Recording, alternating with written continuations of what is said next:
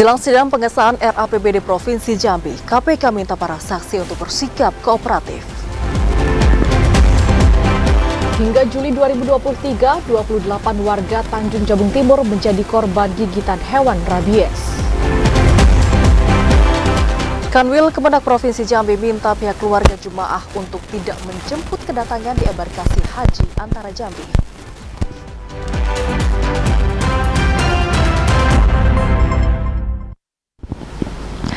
Assalamualaikum warahmatullahi wabarakatuh. Selamat sore saudara. Anda kembali menyaksikan Jambi hari ini edisi Jumat 14 Juli 2023. Ya, selain 3 topik utama tadi, tim redaksi kami juga telah menyiapkan sejumlah informasi penting dan menarik lainnya untuk Anda. Bersama saya Septinita. Dan saya Vidya Francisca. Inilah Jambi hari ini selengkapnya.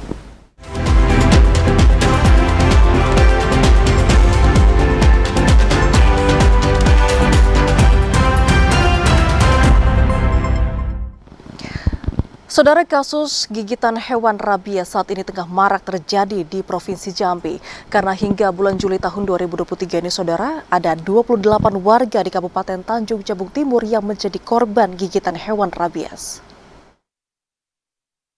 Hingga Juli 2023, pemerintah Kabupaten Tanjung Jabung Timur mendapatkan 28 laporan gigitan hewan penular rabies terhadap warganya. Kepala Dinas Kesehatan Kabupaten Tanjung Jabung Timur Ernawati mengatakan, dari laporan tersebut, 1 sampel hewan masih dalam tahapan pemeriksaan. Jika dibandingkan dengan tahun 2022, terdapat 87 warga di Kabupaten Tanjung Jabung Timur yang terkena gigitan hewan penular rabies. Setelah 33 sampel hewan diperiksa, 3 diantaranya positif rabies namun tidak menular ke manusia. Untuk mengantisipasi gigitan hewan itu, pihaknya telah menyiapkan vaksin rabies di setiap puskesmas. Periksa 9 itu hasilnya negatif.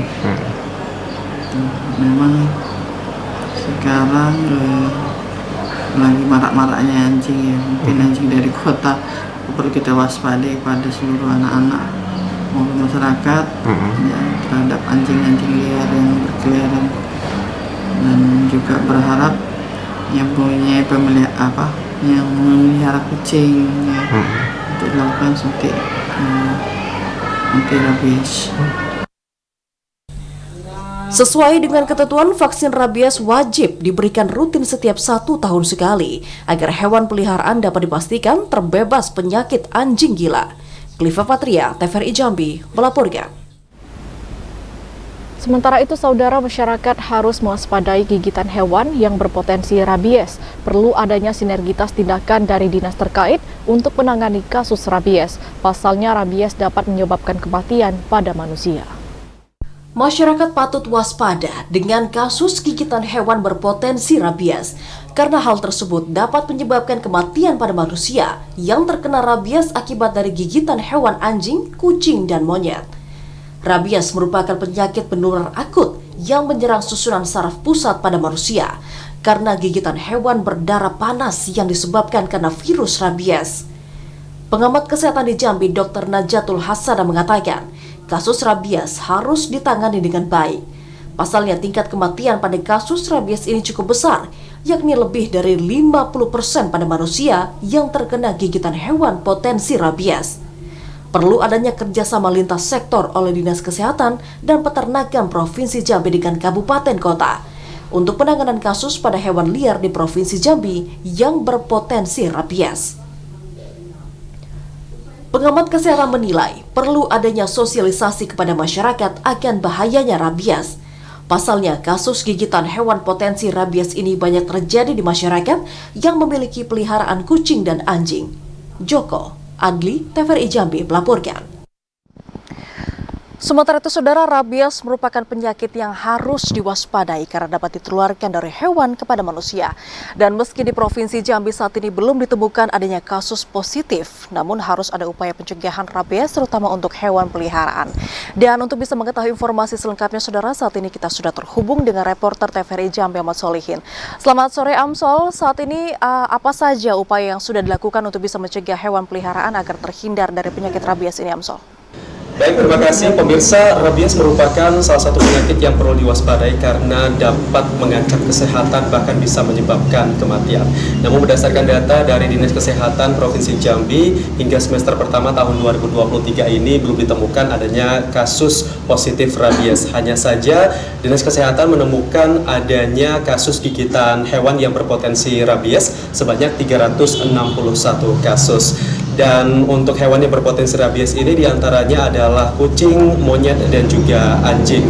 Dan sebagai hewan peliharaan, saudara, kucing juga memiliki potensi untuk dapat menularkan rabies. Sehingga kesehatan kucing ini perlu diperhatikan agar tidak berdampak buruk bagi manusia. Dan untuk mengetahui apa saja upaya yang bisa dilakukan dalam mencegah rabies, kita akan berbincang bersama Indonesian Cat Association bersama Mbak Cumanidia Utami atau yang biasa disapa Mbak Nia. Mbak Nia, jadi ICA ini tujuan dan juga misinya untuk mencegah rabies itu seperti apa di Jambi, Pak?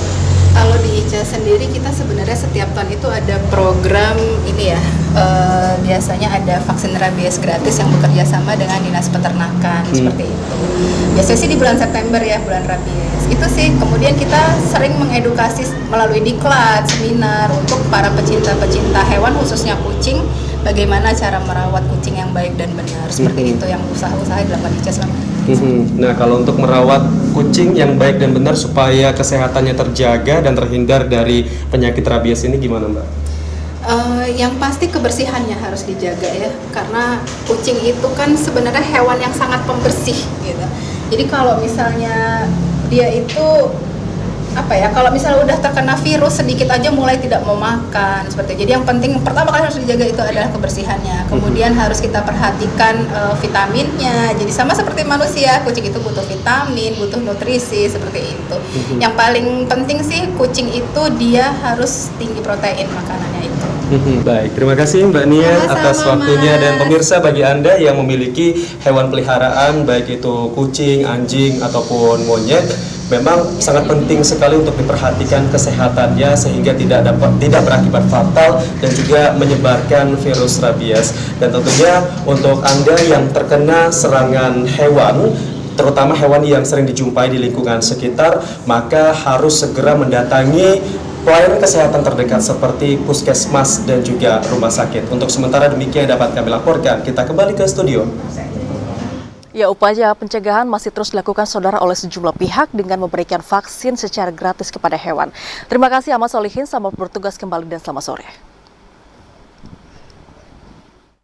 Informasi lainnya saudara, untuk mencegah terjadinya penyebaran penyakit antraks terhadap hewan ternak di Kabupaten Batanghari, petugas akan memperketat lalu lintas perdagangan hewan yang masuk ke daerah setempat. Antraks merupakan penyakit menular yang dapat menyebabkan kematian mendadak bagi berbagai jenis hewan ternak. Bahkan saat ini telah terdapat belasan hewan ternak di Yogyakarta mati akibat terjangkit penyakit antraks. Menyikapi kejadian ini, pemerintah Kabupaten Batanghari akan memperketat perdagangan hewan ternak yang masuk ke daerah setempat. Kepala Dinas Perkebunan dan Peternakan Kabupaten Batanghari Mara Mulyapani mengatakan, di Kabupaten Batanghari belum ditemukan adanya hewan yang terjangkit antraks. Guna mencegah penyebaran penyakit tersebut, pihaknya telah meminta kepada para petani untuk melakukan penyemprotan desinfektan di masing-masing kandang ternak. Untuk mencegah, maksudnya dalam arti kita harus waspada, ya, waspada pencegahan ini, yaitu melalui ternak luar yang masuk ke daerah kita, dalam arti lintas pembelian ternak yang masuk ke Kabupaten Batanghari. Selain itu, petugas juga akan melakukan pengawasan ketat terhadap perdagangan hewan ternak yang masuk ke Kabupaten Batanghari dan juga melakukan pemeriksaan ke tempat-tempat ternak dengan cara memberikan vitamin. Ade Juniawan, TVRI Jambi melaporkan. Saudara, KPUD Batanghari menetapkan 952 penyandang disabilitas masuk ke dalam daftar pemilih tetap. Informasi selengkapnya akan kami hadirkan usai jeda. Tetaplah bersama kami di Jambi hari ini.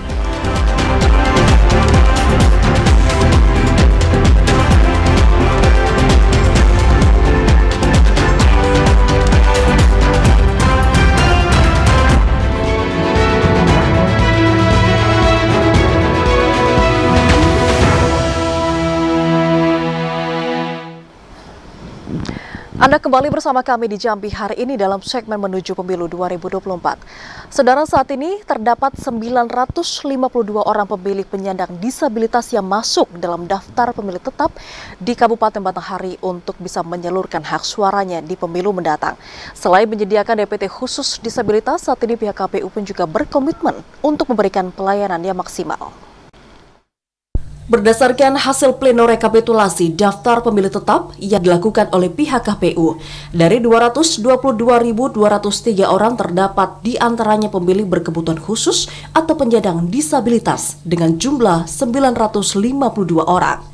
Divisi Perencanaan Data dan Info Kabupaten Batanghari Henry Handayani mengatakan, adapun pemilih disabilitas pada DPT terdiri dari tunarungu, tunanetra, tunawicara, disabilitas intelektual, serta disabilitas mental dan fisik. Selain DPT disabilitas, KPU akan memfasilitasi masyarakat yang berkebutuhan khusus yang belum masuk ke dalam DPT dengan mencantumkan identitas diri lengkap berupa KTP domisili di Kabupaten Batanghari. Untuk pemilih disabilitas yang telah ditetapkan menjadi DPT, itu totalnya berjumlah 952 orang. Ada 6 kategori disabilitas yang terdaftar di dalam DPT. Yang pertama tunarungu, kemudian yang kedua tunawicara, yang ketiga disabilitas mental, dan yang keempat tunanetra. Selama proses pemilihan nanti, KPU akan tetap memberikan pelayanan yang maksimal kepada pemilih disabilitas untuk dapat menyalurkan hak suaranya. Ade Juniawan, TVRI Jambi, melaporkan. KPU Provinsi Jambi mulai mempersiapkan logistik pemilu 2024 yang diawali dengan koordinasi bersama KPU Kabupaten Kota. Nantinya pengadaan logistik pemilu ini akan terbagi menjadi 3 kewenangan, yakni KPU RI, KPU Provinsi, dan KPU Kabupaten Kota.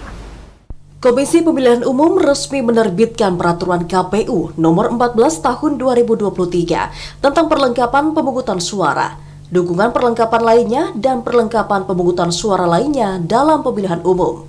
Ketua KPU Provinsi Jambi Iron Sahroni mengatakan, PKPU Logistik diterbitkan pada pertengahan Juni tahun 2023 dan saat ini pihaknya sedang menindaklanjuti peraturan tersebut. Salah satunya koordinasi dengan KPU Kabupaten Kota karena pengadaan logistik pemilu akan terbagi menjadi 3 kewenangan, yakni KPU RI, KPU Provinsi, dan KPU Kabupaten Kota. Selain itu juga akan mempersiapkan data penambahan 2% dari jumlah pemilih tiap TPS untuk mengantisipasi surat suara yang rusak atau kesalahan dalam pencoblosan. Intinya adalah ini memberikan dasar bagi KPU di semua tingkatan untuk mulai mulai dari tahapan perencanaan logistik, pengadaannya sampai dengan nanti pendiskusiannya ke TPS ya. Nah, sebelum H-1 intinya nanti semua jenis logistik ini jenisnya itu sudah sampai ke TPS masing-masing.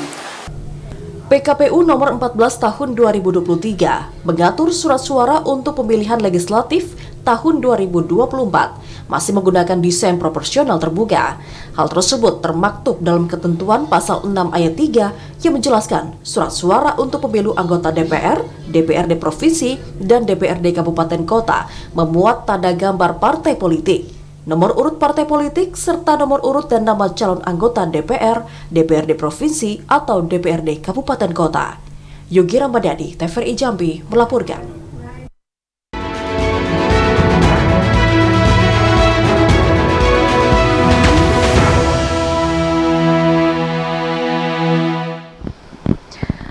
Terkait dengan kasus Tipikor, Saudara, saat ini Jaksa KPK meminta kepada seluruh saksi yang dihadirkan di persidangan dalam kasus pengesahan RAPBD Provinsi Jambi untuk bisa bersikap kooperatif guna mengungkap pihak yang terlibat dari kasus perkara tersebut. Polemik kasus perkara tindak pidana korupsi, pengesahan RAPBD Provinsi Jambi yang menjerat sejumlah tokoh penting di Provinsi Jambi terus bergulir. Sejumlah saksi kunci terus dihadirkan oleh Jaksa Penuntut Umum Komisi Pemberantasan Korupsi di ruang persidangan. Jaksa KPK Ahmad Hidayat mengatakan, keterangan saksi di persidangan sangat membantu dalam mengungkap kasus pengesahan RAPBD Jambi dari tahun 2017 hingga 2018. Jaksa KPK mengharapkan kepada seluruh saksi yang dijadwalkan hadir di persidangan untuk bersikap kooperatif. Harus jujur, karena dari awal-awal proses ini ya, itu kan dulu itu kan tidak membuka, maksudnya itu tidak mengakui, rata-rata hampir semua tidak mengakui. Tetapi seiring berjalan persidangan akhirnya membuka satu-satu, akhirnya mengakui. Sebagaimana yang diterangkan oleh Pak Humaydi dan Pak Syahbandar kan. Dulu memang pada Pak mengaku, tapi sekarang kan sudah mulai mengaku dan mereka akhirnya ada yang mengembalikan yang dia terima itu dari Pak Syahbandar itu sudah memberikan 600 juta, Pak Sufardi dari keterangan itu sudah mengembalikan sejumlah 375 juta totalnya itu. Dan hakim juga mengharapkan semuanya itu jujur, jangan ditutupi karena ini kan sudah berlalu ya udah dari tahun ke tahun gitu. Sementara itu dijadwalkan pekan depan KPK akan kembali menggelar proses persidangan kasus tindak pidana korupsi dengan agenda mendengarkan saksi terdakwa Sofyan Ali, Sopyan, Zainuddin, Muntalia, Supriyanto, dan Rudi Wijaya, serta pembacaan vonis oleh majelis hakim untuk terdakwa Muhammad Juber, Popriyanto, Ismet Kahar, dan Tartinia. Asar TVRI Jambi melaporkan. Saudara Kepala Kejaksaan Tinggi Jambi Elan Suherlan mengapresiasi majelis hakim yang dengan cermat memutuskan menolak pemohon dari penetapan tersangka Yunsak El Halkon di sidang pra-peradilan. Menurut Kejati Jambi, putusan tersebut dinilai tepat karena penyidik telah memiliki 2 alat bukti yang sah saat menetapkan Yunsak El Halkon menjadi tersangka. Pasca sidang putusan pra-peradilan penetapan tersangka dalam kasus dugaan korupsi gagal bayar atas surat utang jangka menengah medium term note oleh PT Sun Prima Nusantara pada tahun 2017 hingga 2018 di Bank Jambi oleh mantan Direktur Pemasaran Bank Jambi Yunsak El Halkon beberapa hari yang lalu. Kepala Kejaksaan Tinggi Jambi Elan Suherlan mengapresiasi majelis hakim yang dengan cermat memutuskan menolak pemohon dari penetapan tersangka dalam kasus perkara tersebut. Menurut Elan Suherlan, putusan tersebut dinilai tepat dikarenakan penyidik telah memiliki 2 alat bukti yang sah saat menetapkan Yunsak El Halkon menjadi tersangka. Sementara itu dengan hasil putusan ini, penyidik akan langsung melengkapi berkas perkara tersangka dan akan segera dilakukan pelimpahan berkas perkara untuk dilakukan proses persidangan. Mungkin besar, tapi itu salah satu yang kita silakan. Ini Kejati menang mana Pak dalam gugatan ini Pak? Dan kita memang dari awal sudah ya optimis, yakin. Karena apa? Karena semua prosedur kaitannya dengan penanganan perkara Bank Jambi ini ya sudah sesuai dengan ketentuan perundang-undangan, sudah sesuai dengan SOP yang ada di Kejaksaan Agung, khususnya penanganan tindak pidana khusus. Makanya kami kemarin juga yakin bahwa gugatan pra-peradilan ini akan ditolak. Sebelumnya mantan Direktur Pemasaran Bank Jambi Yunsak El Halkon mengajukan pra-peradilan ke Pengadilan Negeri Jambi. Pengajuan pra-peradilan ini terkait penetapan tersangka yang dilakukan Kejati Jambi. Yunsak El Halkon dugaan terlibat tindak pidana korupsi gagal bayar atas surat utang jangka menengah medium term note oleh PT Sun Prima Nusantara pada tahun 2017 hingga 2018 di Bank Jambi. Asar TVRI Jambi melaporkan. Saudara, Bank Indonesia Provinsi Jambi menggelar Gebiar Ekonomi Digital dan juga Literasi Gentala Aras untuk tahun 2023. Informasinya akan kami hadirkan usai jeda dalam segmen advertorial. Tetaplah bersama kami.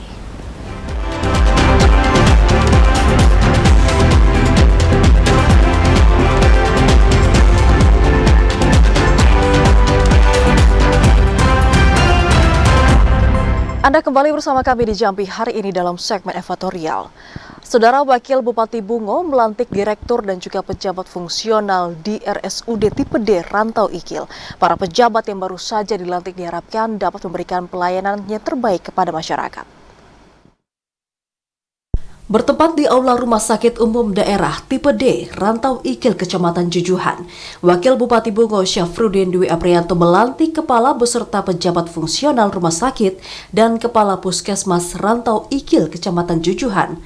Pada pelantikan tersebut, Dr. Afriyadi dilantik sebagai Direktur RSUD Tipe D, Rantau Ikil, Kecamatan Jujuhan 2. Umiyanti sebagai Kepala Puskesmas Rantau Ikil, Dr. Gigi Lydia Rosa sebagai Kepala Pelayanan RSUD Rantau Ikil, Suyanto sebagai Kepala UPT PSC 119, Kartika Setiawati, Kasih Pelayanan Kepala UPT PCS 119, Dr. Faisal Fahri Nasution sebagai TU UPTD PCS Kabupaten Bungo.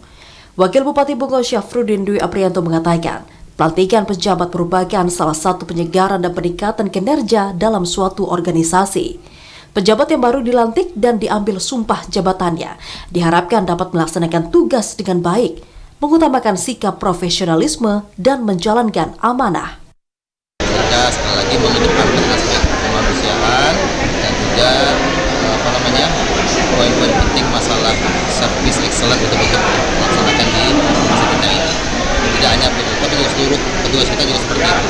Salah, senyum, kemudian salam, sapa, sopan, satu semua dilaksanakan.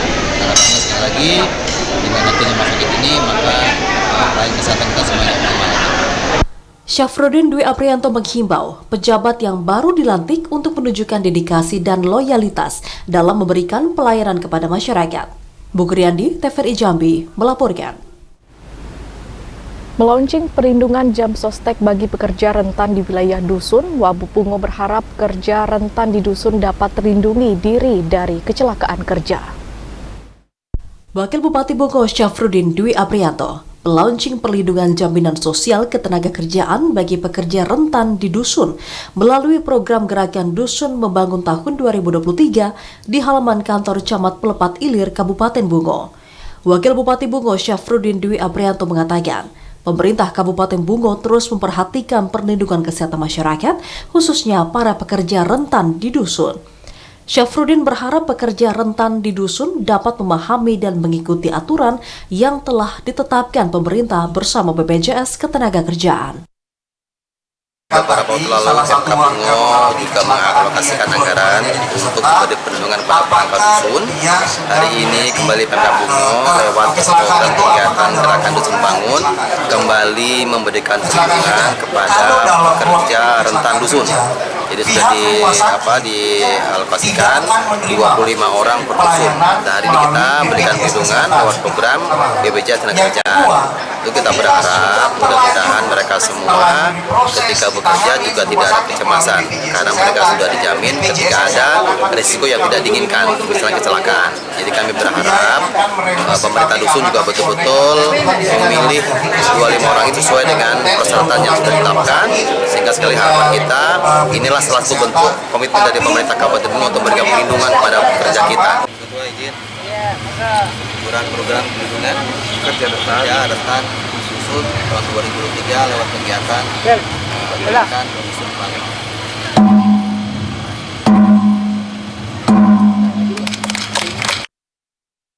Pada kegiatan kali ini, Wakil Bupati juga memberikan santunan jaminan kematian bagi tenaga pekerja serta jaminan kecelakaan kerja. Di akhir kegiatan, dilakukan peninjauan UMKM bagi 20 UMKM di Kecamatan Pelepat Ilir. Mukriandi, TVRI Jambi, melaporkan. Kita ke sorotan lainnya, Saudara. Bupati Kerinci Adi Rozal yang didampingi Ketua TPPKK Nailil Husna kemarin membuka Jambore Kader PKK tingkat Kabupaten Kerinci di tahun 2023. Acara ini mengangkat tema bersinergi selaras dan juga bahagia bersama tim penggerak PKK Kabupaten Kerinci. Jambore Kader PKK tingkat Kabupaten Kerinci tahun 2023 dipusatkan di lapangan PTPN 6 Desa Bedeng 8 Kecamatan Kayu Aru Barat. Jambore Kader PKK tahun 2023 diikuti oleh perwakilan kader PKK dari 18 kecamatan dalam Kabupaten Kerinci. Pembukaan Jambore Kader PKK dihadiri oleh Ketua Tim Penggerak PKK Kabupaten Kerinci Nailil Husna, Wakil Bupati Kerinci Amit Taher, Sekda Kabupaten Kerinci, jajaran Forkompinda dan Kepala OPD serta seluruh camat di lingkup pemerintah Kabupaten Kerinci. Bupati Kerinci Adi Rozal mengatakan kegiatan ini merupakan ajang silaturahmi antar kader PKK. Kegiatan ini juga sebagai wadah bagi seluruh kader PKK Kabupaten Kerinci saling bertukar pikiran dan pengalaman, berbagi kesuksesan kolektif serta berbagi keterampilan. Silaturahmi antara PKK dari bagian hilir, Batang Merangin, Gunung Raya, dan kecamatan lainnya bersama-sama dengan dari hulu, yakni Gunung Tujuh, Kayu Aru, dan bagian tengah berkumpul di tempat ini. Satu, bertujuan untuk silaturahmi, saling berbagi pengalaman, saling bertukar pikiran, yang tujuannya adalah untuk kebaikan PKK di masa akan datang. Acara dibuka secara simbolis dengan pelepasan balon ke udara oleh Bupati Kerinci didampingi Ketua TPPKK Kabupaten Kerinci Nailil Husna. Jambore PKK tahun 2023 dimeriahkan dengan berbagai perlombaan dan pameran produk olahan makanan dan juga produk kerajinan tangan yang dibuat oleh para kader PKK. Ilwan TVRI Jambi melaporkan. Pemerintah Kabupaten Sarolangun menyerahkan paket bantuan sosial berupa bahan pangan. Penyaluran pengentasan kemiskinan ekstrim diberikan kepada masyarakat di Desa Sendangsari dan Desa Argosari, Kecamatan Singkut. Pemerintah Kabupaten Sarolangun terus melakukan berbagai upaya untuk mengentaskan kemiskinan ekstrim, salah satunya dengan menyalurkan bantuan sosial melalui dana APBD daerah. Masing-masing rumah tangga yang telah ditetapkan sebagai keluarga kemiskinan ekstrim menerima bantuan bahan pokok berupa 5 kg beras, 1 kg gula pasir, 2 kg minyak goreng, dan 2 kaleng susu.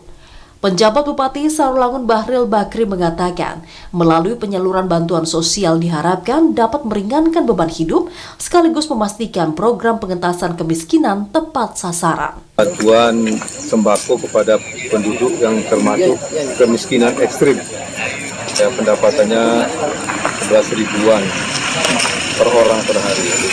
Tadi saya dapat bertanya, ini pendapatannya untuk Pak Herman itu 5.000.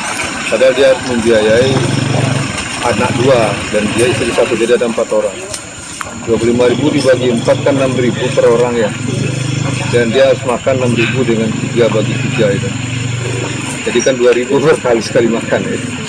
Nah, itulah disebut kemiskinan ekstrim, dan pemerintah dan pemerintah daerah membantu mereka ya supaya mereka bisa dapat hidup baik gitu. Penyaluran bantuan sosial pengentasan kemiskinan ekstrim yang dipusatkan di 6 keluarga penerima di 2 desa dalam Kecamatan Singkut dihadiri sejumlah OPD di lingkup pemerintah Kabupaten Sarolangun, Camat Singkut dan jajarannya, serta petugas PKH sekecamatan Singkut dan juga Kepala Desa Serdangsari dan Kepala Desa Argosari Kecamatan Singkut. Edi Kusnadi, TVRI Jambi melaporkan. Sementara itu, Saudara, penjabat Bupati Sarolangun Bahril Bakri yang didampingi tim pengendali inflasi daerah melakukan pengawasan harga kebutuhan pokok di pasaran, dan pengawasan harga sembako tersebut dilakukan di pasar modern di Kecamatan Singkut. Pemerintah Kabupaten Sarolangun bersama tim pengendalian inflasi daerah melakukan inspeksi mendadak dan pengawasan harga kebutuhan pokok di pasaran. Salah satu pasar yang menjadi objek pengawasan yakni Pasar Modern Singkut di Kecamatan Singkut. Dari hasil pengawasan, saat ini harga sejumlah bahan pokok mulai turun dan stabil, sementara untuk pasokan aman dan juga mencukupi. Penjabat Bupati Sarolangun Bahril Bakri mengatakan, operasi pengawasan dan pengecekan harga pangan itu sengaja dilakukan di Pasar Singkut. Selain tingginya tingkat konsumsi masyarakat, Pasar Singkut juga merupakan pasar terbesar kedua di Kabupaten Sarolangun. Dari hasil dialog langsung dengan para pedagang, secara umum, bahan pokok mengalami kenaikan sebelum Hari Raya Idul Adha. Ya, terima kasih. Kami sidak dalam rangka pengendalian harga di daerah. Kami tadi ke pasar bawah, secara umum harga bisa terkontrol ya. Dan kami dapat laporan tadi ada beberapa komoditi yang turun dari harga yang sebelumnya sudah di atas rata-rata nasional. Pengawasan dan inspeksi mendadak itu didampingi Sekretaris Daerah Endang April Nasir, jajaran Polsek Singkut, dan Rambil 42002 Muara Limun, sejumlah OPD di lingkup pemerintah Kabupaten Sarolangun, Camat Singkut, dan juga Lurah Sungai Benteng. Edi Kusnadi, TVRI Jambi melaporkan. Tim produksi TVRI Stasiun Jambi mengunjungi lokasi rencana studio mini MTQ ke-52 tingkat Provinsi Jambi. Kunjungan tim produksi TVRI Stasiun Jambi itu didampingi Sekda Sarolangun Endang Abdul Nasir. Kedatangan rombongan tim produksi TVRI Stasiun Jambi didampingi Sekda Kabupaten Sarolangun Endang Abdul Nasir. Kedatangan rombongan tim produksi tersebut dalam rangka meninjau sejumlah titik bangunan yang akan dijadikan lokasi studio mini TVRI Stasiun Jambi pada ajang MTQ ke-52 tingkat Provinsi Jambi. Keberadaan studio mini TVRI Stasiun Jambi menjadi bagian yang sangat penting untuk menyiapkan program tayangan, mulai dari siaran langsung pembukaan, dialog dan jurnal, hingga penutupan MTQ. Sekda Sarolangun Endang Abdul Nasir mengatakan, TVRI Stasiun Jambi memiliki peran yang sangat strategis untuk ikut menyukseskan MTQ ke-52 tingkat Provinsi Jambi. MTQ pada tahun ini akan diselenggarakan di Kabupaten Sarolangun pada tanggal 21 hingga 30 Agustus 2023. Dari dua lokasi yang dicek, ruangan yang layak untuk dijadikan studio mini, yakni ruangan atau kantor Wakil Bupati Sarolangun. Kami dikunjungi dari tim TVRI Jambi melihat persiapan-persiapan yang akan disiapkan untuk mendukung program tersebut.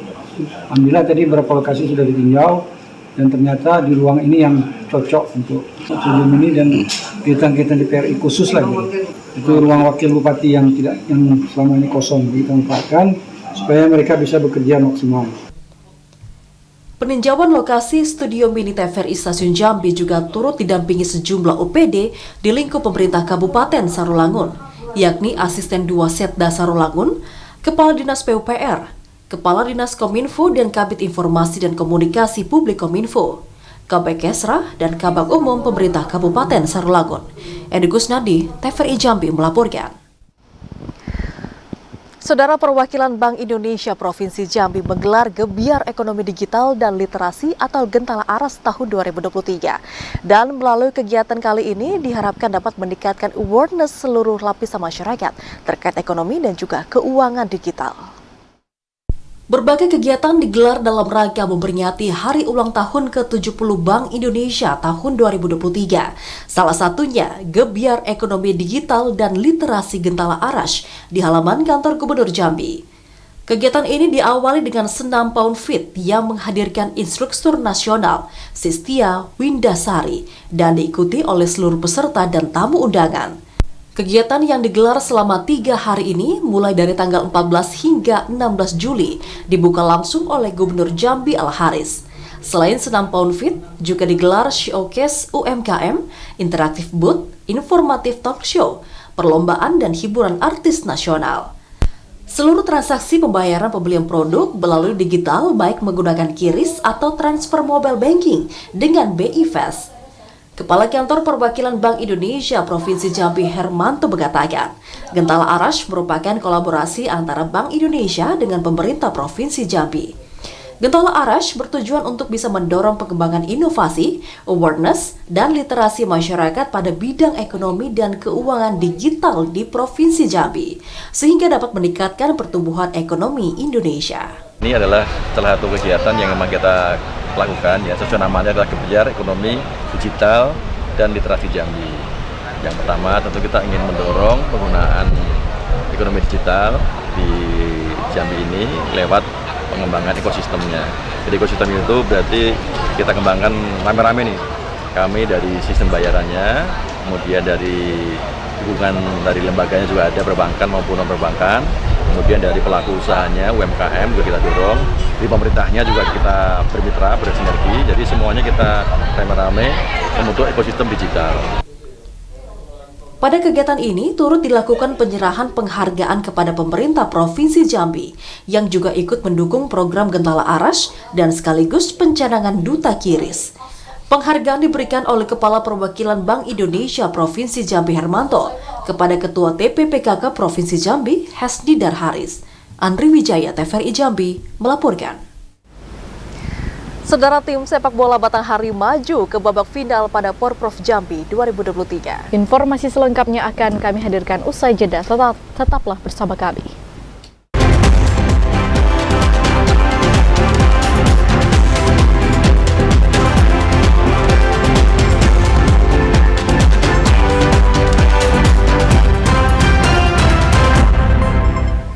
Terima kasih Anda masih bersama kami dalam segmen Liputan Haji 2023. Dalam upaya memberikan pelayanan yang optimal bagi para jemaah haji, Kanwil Kemenak Provinsi Jambi menyelenggarakan rapat persiapan pepulangan jemaah haji tahun 2023. Jelang kepulangan 3.000 orang jemaah haji Provinsi Jambi dari kelompok terbang 17 hingga 24 serta kloter tambahan 34, Kantor Wilayah Kementerian Agama Provinsi Jambi menyelenggarakan rapat persiapan pemulangan jemaah haji tahun 2023. Kepala Bidang Penyelenggaraan Haji dan Umroh Kanwil Kemenak Provinsi Jambi Wahyudi Abdul Wahab mengatakan, rapat tersebut dilakukan untuk menyamakan persepsi seluruh petugas dalam memberikan pelayanan yang optimal bagi para jemaah. Pada rapat ini terdapat 3 hal yang ditekankan untuk menunjang keberhasilan layanan pemulangan jemaah haji, mulai dari mitigasi penanganan kabin dan bagasi, proses penyambutan, serta proses pelepasan jemaah ke kabupaten kota masing-masing. Wahyudi menekankan pemantapan kesiapan petugas dan asrama untuk menyambut para jemaah haji asal Provinsi Jambi harus dilakukan agar proses pemulangan seluruh jemaah yang sudah menyelesaikan rangkaian ibadah haji dapat berjalan dengan lancar. Berdasarkan hasil rapat, seluruh proses penyambutan hingga pelepasan akan dilakukan secara singkat untuk mengurangi kelelahan jemaah. Wahyudi menambahkan proses pemantapan akan kembali dilakukan melalui simulasi pada hari H sebelum waktu kedatangan para jemaah. Lanjutan rapat teknis untuk bicara hal-hal yang paling teknis agar nanti punya persepsi yang sama terhadap pelayanan jamaah. Karena kita ketahui jamaah kita ini sudah lama, lelah, tetapi bagaimana proses penerimaan itu bisa berjalan dengan lancar. Di antaranya pertama persoalan mitigasi penanganan kabin, mitigasi penanganan barang bagasi, prosesi acara, bagaimana proses pelepasan jamaah ke kabupaten kota, itu semua dibicarakan dan ada beberapa hal yang prinsip yang nanti tentu akan kita terapkan dalam proses pelayanan jamaah ketika pemulangan. Jemaah haji Provinsi Jambi yang tergabung dalam kloter 17 hingga 24 yang masuk pada kelompok pemberangkatan pertama dijadwalkan mulai mengikuti proses pemulangan dari tanggal 16 hingga 25 Juli. Sementara untuk kloter 34 yang masuk dalam pemberangkatan kedua dijadwalkan mulai dipulangkan pada tanggal 3 hingga 4 Agustus 2023. Randy Arta, TVRI Jambi melaporkan. Sementara untuk bisa menjamin keamanan dan juga kenyamanan para jemaah, Kanwil Kemenak Provinsi Jambi meminta keluarga jemaah haji untuk tidak menjemput ke asrama haji Kota Baru yang merupakan embarkasi haji antara Provinsi Jambi. Jelang kepulangan jemaah haji 1444 Hijriah, Kantor Wilayah Kementerian Agama Provinsi Jambi meminta keluarga untuk tidak menjemput secara langsung ke asrama haji Kota Baru yang merupakan embarkasi haji antara Provinsi Jambi. Kepala Bidang Penyelenggaraan Haji dan Umroh Kanwil Kemenak Provinsi Jambi Wahyudi Abdul Wahab menjelaskan, permohonan agar keluarga tidak melakukan penjemputan di asrama haji dilakukan untuk menjamin keamanan dan juga kenyamanan para jemaah. Selain itu, permohonan tersebut dilakukan untuk mengurangi kerumunan manusia pada proses penerimaan jemaah yang dikhawatirkan dapat memperlambat proses pelepasan. Wahyudi menekankan proses pemulangan jemaah sepenuhnya merupakan tanggung jawab petugas haji, baik dari provinsi hingga kabupaten kota. Penerimaan hingga pelepasan akan diselenggarakan seoptimal mungkin agar para jemaah terlayani dengan baik. Mengakomodir proses pemulangan jemaah juga dilakukan untuk menjamin keamanan barang bawaan jemaah dari kehilangan. Wahyudi juga menghimbau seluruh keluarga jemaah haji hanya menyambut kepulangan jemaah di kabupaten kota masing-masing setelah nantinya dilepas di daerah. Ya, pertama secara administrasi kami sudah kirimkan surat ke Kemenak Kabupaten Kota menghimbau kepada keluarga jamaah untuk tidak menjemput jamaah di asrama.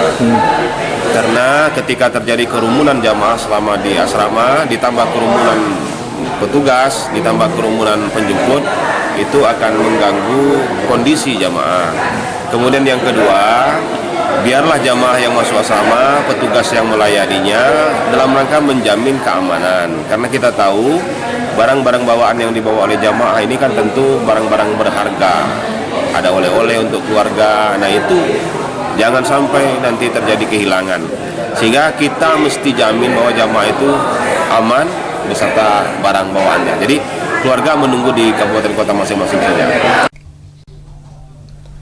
Untuk memberikan keamanan dan kenyamanan bagi para jemaah, selain petugas penyelenggaraan ibadah haji provinsi maupun kabupaten kota, tidak diperkenankan memasuki wilayah embarkasi haji antara provinsi Jambi. Randy Arta, TVRI Jambi melaporkan. Terkait informasi olahraga, saudara, tim sepak bola Batanghari berhasil melaju ke babak final di Porprov Jambi ke-23. Tim Batanghari menang dramatis atas tim sepak bola Moron Jambi lewat adu penalti dengan skor 4-3. Tim sepak bola Batanghari berhak melaju ke babak final pada Porprov Jambi ke-23 tahun 2023 karena tim sepak bola Batanghari menang dramatis atas tim sepak bola Moron Jambi lewat adu penalti dengan skor 4-3. Tim berjuluk Laskar Bujang Jantan itu mampu mencetak 4 gol dari 8 penendang adu penalti. Sementara tim sepak bola Kabupaten Moron Jambi hanya mampu mencetak 3 gol lewat adu penalti. Pada penendang ke-8 atau penentu kemenangan, tim sepak bola Moron Jambi gagal memasukkan bola ke gawang lawan, bola meleset jauh ke atas gawang. Hal tersebut membawa kemenangan bagi Kabupaten Batanghari pada laga semifinal di Stadion Trilomba Juang Koni, Provinsi Jambi pada Kamis kemarin. Ofisial sepak bola Batanghari Hasib mengatakan, kemenangan ini menjadi langkah baik untuk laga final mendatang.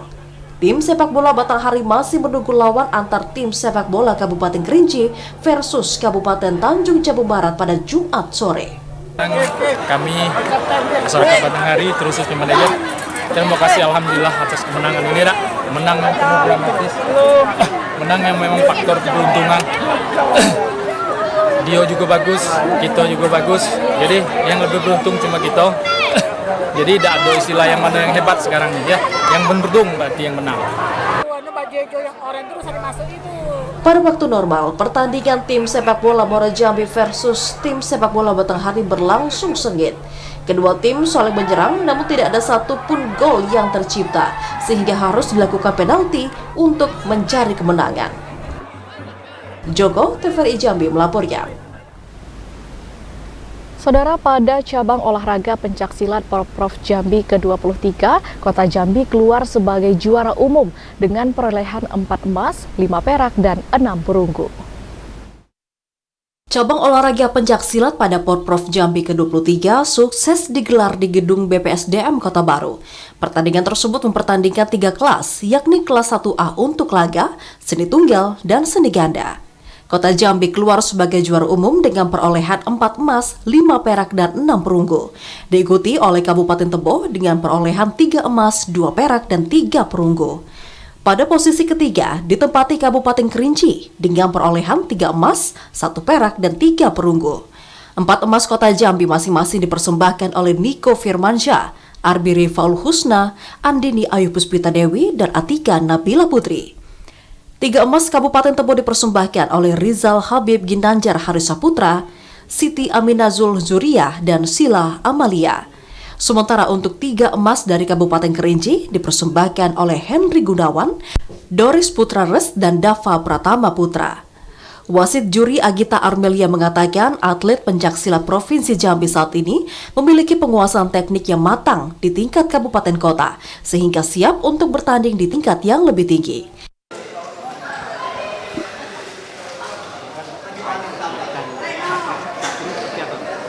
Ya, alhamdulillah untuk selama pertandingan ini atlet-atlet sudah sangat memahami peraturan terbaru yang sudah diresmikan oleh PBIPSI kita di Indonesia. Untuk peraturan terbaru terkait pelaksanaan atletnya, penguasaan teknik-tekniknya sudah mulai matang, sudah sangat mumpuni, dan insya Allah atlet-atlet kita ini sudah cukup mapan juga untuk bertanding di tingkat wilayah, di tingkat nasional. Dan mudah-mudahan hasil dari Porprov ini pun kita akan menyaring untuk ke Prapon dan untuk PON tujuannya. Yazid Santoso, TVRI Jambi melaporkan. Sementara untuk cabang olahraga pencaksilat di Porprov Jambi ke-23, saudara, sudah resmi ditutup dan penutupan dilakukan oleh Ketua Umum PBIPSI Provinsi Jambi Budianto. Cabang olahraga pencaksilat Porprov Jambi ke-23 resmi ditutup. Penutupan cabur yang digelar di gedung BPSDM Kota Baru sejak tanggal 10 hingga 13 Juli lalu resmi ditutup Ketua Umum PBIPSI Provinsi Jambi Budianto. Budianto mengatakan Porprov merupakan ajang pembinaan dan evaluasi bagi para atlet. Atlet yang berhasil meraih juara 1 dan 2 dalam Porprov akan mengikuti Prapon di Kota Solo pada bulan September mendatang. Budianto berharap atlet yang mengikuti Prapon agar tidak mudah puas dan tetap semangat untuk berlatih. Cabang olahraga pencak silat pada Porprov ke-23 tahun 2023 telah menyelesaikan seluruh rangkaian pertandingannya pada sore hari ini. Harapan kami dari KONI Provinsi Jambi bahwa pencak silat itu bisa meloloskan atlet-atlet di Prapon untuk menuju ke PON Aceh Sumatera Utara pada tahun 2024. Ketua IPSI Provinsi Jambi Hasan Basri Harahap mengatakan pihaknya akan bersinergi dengan pelatih dan stakeholder kabupaten kota untuk membentuk atlet-atlet terbaik khususnya di dalam cabur pencak silat. Alhamdulillah, saya sebagai Ketua IPSI Provinsi Jambi sangat mengucapkan terima kasih atas pelaksanaan Porprov ini, yang mana pelaksananya aman, tentram, bisa menghasilkan atlet-atlet yang terbaik. Harapan saya untuk kedepannya yang lebih baik untuk menuju ke PON 2024 yang akan dilaksanakan di Aceh dan Medan. Hasan Basri Harahap menambahkan pihaknya telah mengajukan proposal ke Gubernur Jambi untuk pembuatan padepokan pencak silat di Provinsi Jambi. Yazid Santoso, TVRI Jambi, melaporkan. Polisi dan masyarakat membersihkan sampah di area Sungai Batanghari dan Gentala Arash. Aksi bersih-bersih sampah tersebut juga sebagai upaya meningkatkan jumlah wisatawan. Personel polisi dan penambang pengemudi perahu penumpang atau ketek menyusuri Sungai Batanghari dan Jembatan Gentala Arash untuk membersihkan sampah di pinggiran sungai dan kayu yang menyangkut di ikon wisata Kota Jambi tersebut. Selain itu, untuk meningkatkan kesadaran dalam menjaga lingkungan, aksi membersihkan sampah tersebut sebagai upaya meningkatkan jumlah wisatawan. Kebetulan untuk Polda Jambi kan tadi ada tiga titik lokasi untuk kegiatan kebersihan bersama ini, mulai dari bantaran sungai di dekat Pasar Angsoduo, kemudian di depan Mako Satpol Airut, kemudian di bawah jembatan Gentala Arasi, di mana ini adalah merupakan ikon Jambi untuk lokasi tujuan wisata bagi masyarakat baik lokal Jambi maupun dari luar daerah, sehingga dengan situasi yang atau lingkungan yang bersih itu akan menimbulkan kesan yang baik terhadap wisatawan yang datang. Para penambang ketek mengaku sampah dan kayu yang sudah menyangkut di Gentala Arash kerap mengganggu aktivitas penyeberangan. Sampah ini dinilai merusak citra ikon wisata Kota Jambi tersebut. Kalau udah kayak gini kita kerjasama, ada kayak gini lah, tidak ada perubahan. Kalau kotor kan, jadi kamu seberang sini kan nengok, seberang tuh istilahnya udah ini apa, tidak ada kegiatan yang kekurangan lah, kurang positif lah itu.